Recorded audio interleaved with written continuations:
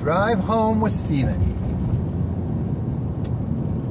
Okay, sorry about the last live stream. I know it didn't really work out.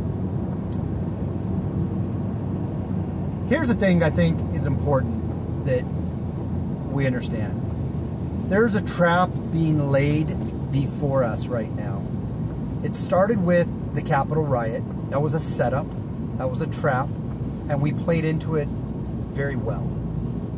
We did the things that were set before us to do. Some probably provocateurs in there, not all of them. And then a great majority of them, of the people, were there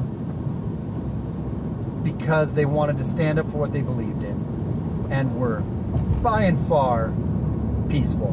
Maybe a little rowdy, but peaceful.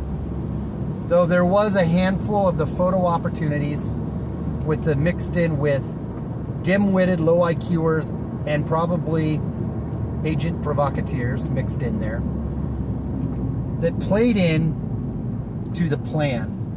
And I ultimately think they had it set to be way worse. They were hoping and thinking it was going to be way worse than it was.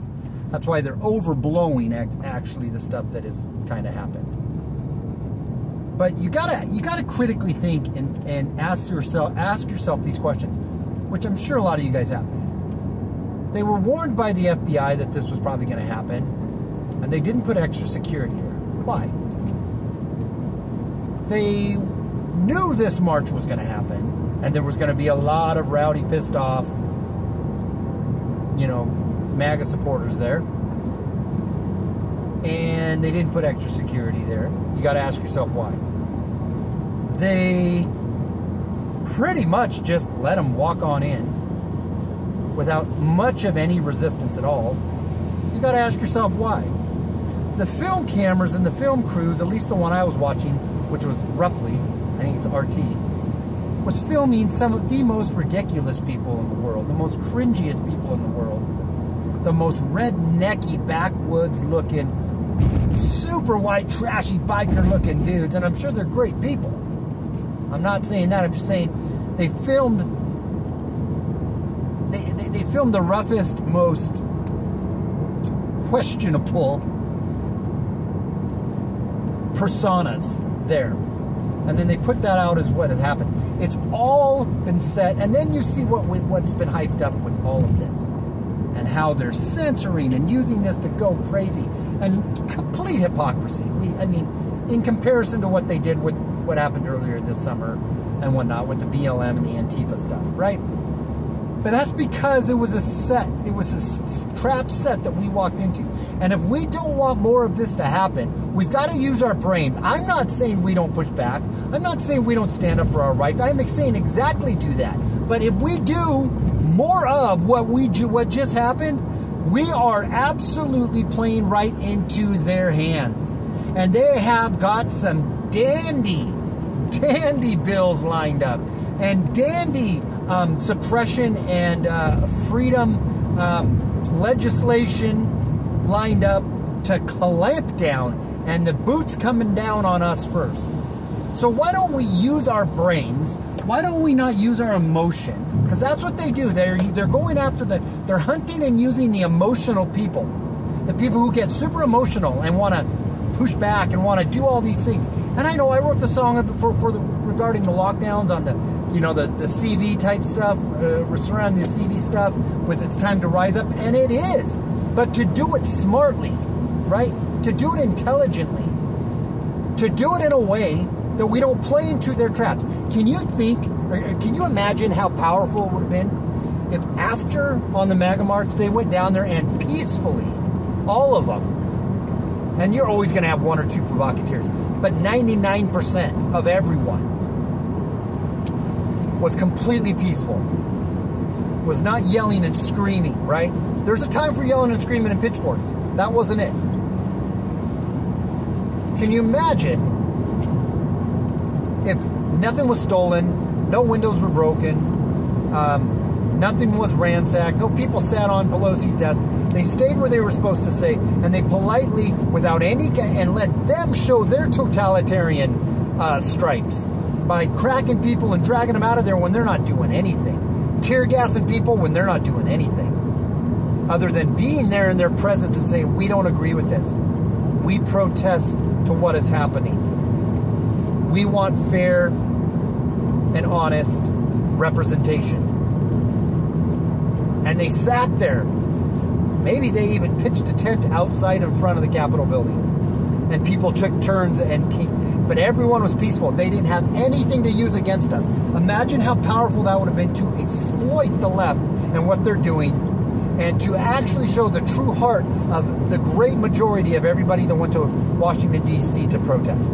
Because the great majority was there for the right reasons, and was there because they wanted to show their support, and to show their protest against very apparent and at least, you know, very perceived inequalities when it came to our voice being fairly heard. That would have been the way to handle it. That would have been the way to handle it. And going forward, we need to adopt that mentality. We don't adopt time now to throw pipe bombs or to bring guns or to do that. We're not there yet.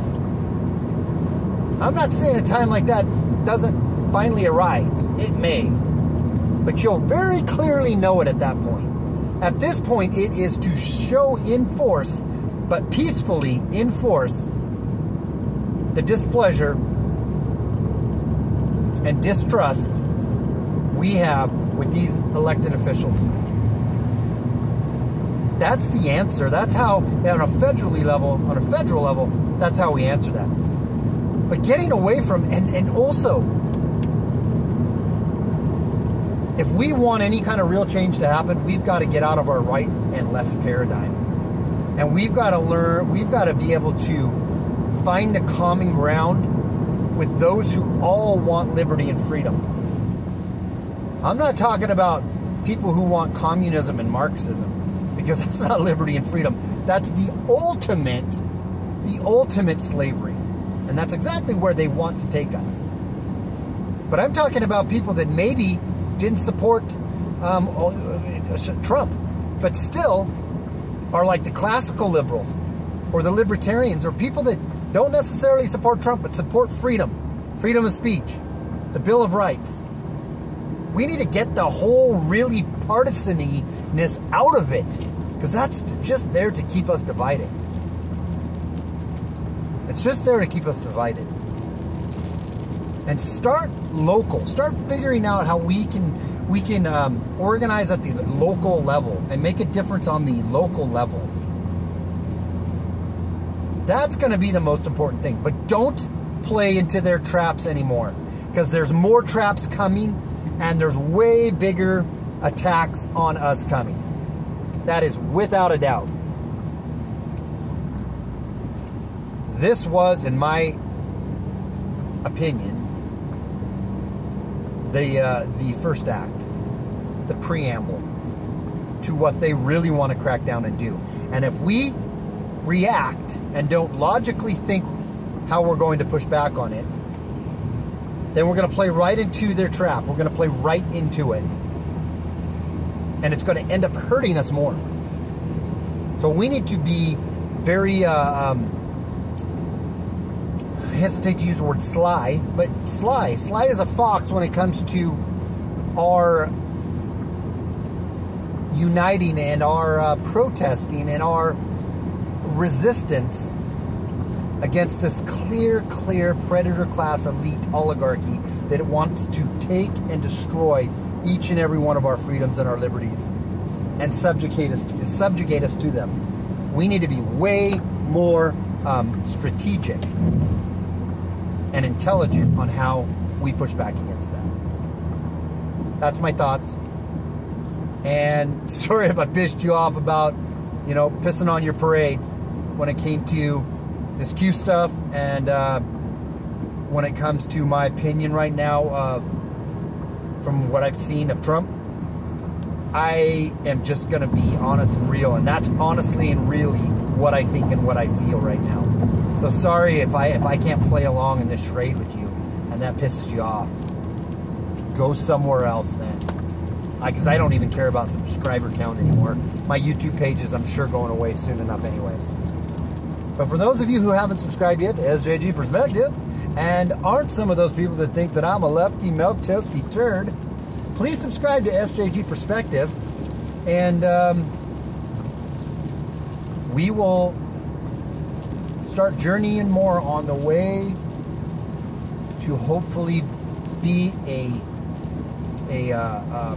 fruitful and to have fruitful, proactive, proper, strategic change to our world. And if you don't want that, and you want to just believe a man who has, or a group from the 17th letter of the alphabet is going to save us all, and it's got these magical plans in Unicornville, then you go ahead and believe that. I don't. Till next time, it's SJG Perspective. We'll talk to you later. Bye.